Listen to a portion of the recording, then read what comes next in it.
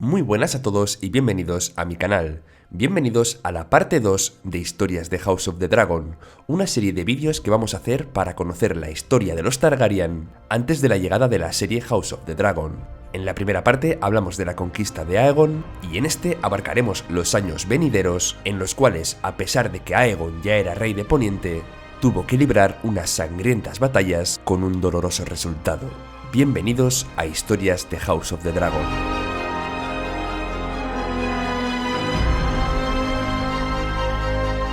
En la primera parte abarcamos la conquista de Aegon y vimos cómo se hizo con Poniente gracias al poder destructivo de sus dragones y al miedo que ejercían en sus enemigos. Pero sí que es cierto que había ciertas partes de Poniente cuyo destino aún no se había forjado. Si bien el reinado de Aegon puede catalogarse como pacífico en términos generales, conocida más adelante como la Paz del Dragón, los primeros años de su reinado sí que fueron especialmente violentos y sangrientos. A pesar de que la conquista como tal ya había terminado y de que Aegon fue coronado en Antigua, aún quedaban guerras por librar en Poniente. La primera escaramuza importante a la que Aegon se enfrentó tuvo lugar en el Mordisco, ya que los señores de las Tres Hermanas aprovecharon el caos derivado de la conquista para declararse independientes y coronaron a Lady Marla de la casa Sunderland, desmarcándose así del reinado de Aegon. El rey de Poniente quiso atajar esta revuelta encargándosela al guardián del norte, Torghem Stark, quien viajó junto a una flota de galeras Braavosis contratadas y junto a Visenya y a Vhagar. Los hombres de Tres Hermanas, viendo tal ejército y a las bestias voladoras, se desmoralizaron y depusieron las armas. Coronaron a Steffon, hermano pequeño de Marla, y devolvieron sus votos a la casa Arryn, quien ya había rendido pleitesía a Aegon Targaryen, con lo cual esta revuelta fue sofocada de una forma bastante sencilla.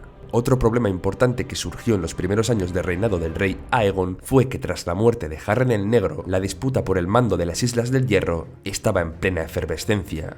De hecho, esta disputa fue especialmente sangrienta hasta que Aegon decidió intervenir. Acudió a las Islas del Hierro a lomos de Valerion y junto a la flota del Rejo, Alto Jardín y Lannisport. Aegon derrotó con su propia espada Fuego Oscuro a Corin Bolmark, uno de los pretendientes a liderar las Islas del Hierro y pariente de Harren.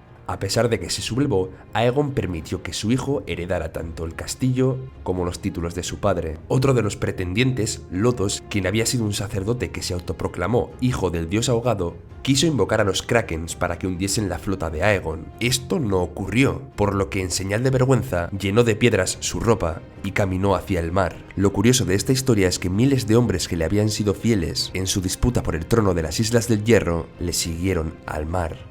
Dicen que los cadáveres aparecieron por semanas, llegando incluso a la costa de Poniente. Finalmente, Aegon permitió a los hombres del hierro nombrar a su propio líder, y aquí aparece Beacon Greyjoy, quien juró pleitesía a Aegon y fue obligado a renunciar a la parte del reinado de las Islas del Hierro que correspondía al continente. En este punto, Aegon tenía todo Poniente conquistado, a excepción de Dorne. Y aquí es cuando podemos decir que comienza la primera guerra dorniense, en el año 4 después de la conquista, tras la diplomacia fallida entre Aegon y Meria Martell, apodada el Sapo Amarillo de Dorne. Tras el fracaso de esta negociación, Rhaenys ataca los Tablones, una ciudad costera junto al fuego de Meraxes. Orys parte también con 1000 caballeros y Aegon y un ejército de 30.000 hombres entran en Dorne. Los dornienses, al paso de este temible ejército, iban huyendo y quemando los pastos y envenenando los pozos, de forma que el ejército de Aegon empezó a acusar la falta de alimento.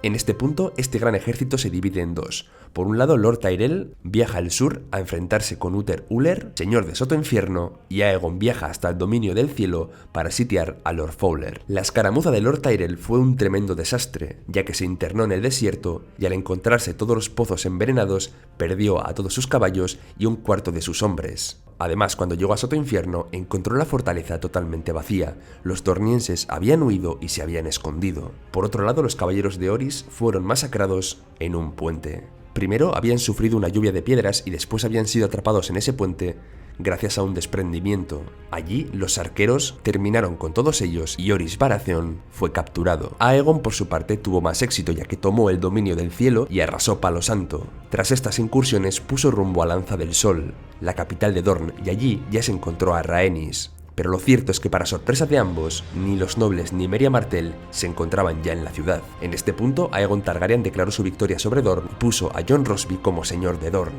Pero en cuanto Aegon llegó a desembarco del rey, Dorne estalló a sus espaldas. Los lanceros dornienses recuperaron el dominio del cielo, Palo Santo y otros bastiones importantes de su territorio. Torturaron sin piedad a los hombres de Aegon, incluso compitiendo por cuál aguantaba más vivo mientras lo desmembraban. Incluso fue la propia Merya Martell quien empujó a Rosby por una ventana. Observando esta terrible sublevación, Lord Tyrell, que seguía en Soto Infierno, partió con sus hombres con el objetivo de sofocar esta cruda revuelta, pero su ejército se internó en el desierto y nunca se volvió a ver a uno solo de sus hombres. El desierto de Dorne, y quién sabe si los dornienses, se lo tragó. Orys y los demás hombres de su ejército que habían sido capturados fueron devueltos a desembarco del rey con la mano de la espada amputada para que no volvieran a levantarse contra Dorne. Esto enfadó muchísimo a Aegon Targaryen, que fue con su dragón a derribar la fortaleza de las montañas de Will, quien había cometido esta ofensa, pero este, al igual que hacían los dornienses, se refugió en las cuevas, sobreviviendo al ataque. En el año 8 después de la conquista,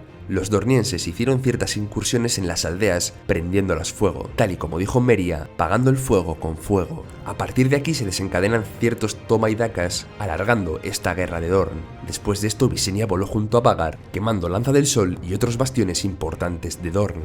Al año siguiente, Aegon volvió a hacer lo mismo con Baith y Soto Infierno. La contestación de Dorne a estos ataques tampoco tardó. Con dos importantes ejércitos atacaron las tierras cercanas a Antigua, quemando cosechas, aldeas y matando incluso al hijo menor de los Hightower. Esto volvió a enfurecer al rey dragón, quien cayó sobre el dominio del cielo una vez más, jurando convertirlo en un segundo Harrenhal. Visenya y Vhagar derramaron fuego y sangre sobre Campo Estrella, y Rhaenys y Meraxes volvieron a Soto Infierno, pero aquí ocurrió una de las tragedias más importantes de la familia Targaryen. En esta ciudad, un proyectil de escorpión alcanzó a Meraxes en un ojo, haciendo que cayera sobre la muralla de Soto Infierno. En este acto también murió la hermana y esposa de Aegon Targaryen, Rhaenys. Lo cierto es que no se sabe cómo murió, si bien de la caída, aplastada por el propio dragón o incluso torturada en las mazmorras de Soto Infierno. Este acto de guerra hizo que el año 10 después de la conquista diera lugar a los 2 años conocidos como la Ira del Dragón. Hasta el último castillo de Dorne fue incendiado 3 veces. Contaban incluso que hasta la arena que rodeaba Soto Infierno cristalizó del calor. Lord Fowler e incluso 6 de los señores que le sucedieron fueron asesinados, pero Dorne volvió a responder, asesinando señores de Poniente e intentando ataques directos contra el propio Aegon, aunque no surtieron efecto. Dorne era por entonces un desierto humeante y asolado por la peste, un lugar maldito tal y como contaba la gente de Poniente, pero la casa Martell se mantenía, aguantaba, nunca doblegada y nunca rota. Merya Martell murió después en su lecho y su hijo Naemor tomó el mando. Este era un hombre de unos 60 años, bastante cansado ya de la guerra. Por ello, reabrió unas negociaciones con Aegon Targaryen. Se había perdido demasiado en aquella guerra, demasiada sangre seca yacía sobre la arena al sol. Por ello, las negociaciones y la diplomacia no prosperaban. Había demasiado odio acumulado, hasta que Aegon Targaryen leyó una carta que Naemor le entregó. «Solo podéis leerla vos», dijo Deria Martell, la hija de Naemor. Nunca se supo qué contenía realmente la carta, si bien una súplica, un mensaje pacifista, una lista de la gente que había muerto en la guerra, o incluso si un hechizo que el viejo sapo amarillo de Dorne, Merya Martell, había dejado antes de morir. Pero lo cierto es que Aegon aceptó las condiciones de Naemor y se firmó la paz. Más tarde se barajó incluso la sospecha de que Naemor había amenazado a Aegon Targaryen con contratar a los hombres sin rostro de Bravos para matar a Aenys, su hijo heredero de 6 años de edad. Fuera lo que fuese, así concluía la primera guerra dorniense. Dorne había vencido, se mantenía como reino independiente y, a diferencia del resto de reinos de Poniente, había vencido a los Targaryen. Pero esta victoria fue vista en Poniente como algo deshonroso, ya que se consideraba que los dornienses habían huido como estrategia para ganar. El término coraje dorniense se convirtió entonces en un sinónimo de cobardía,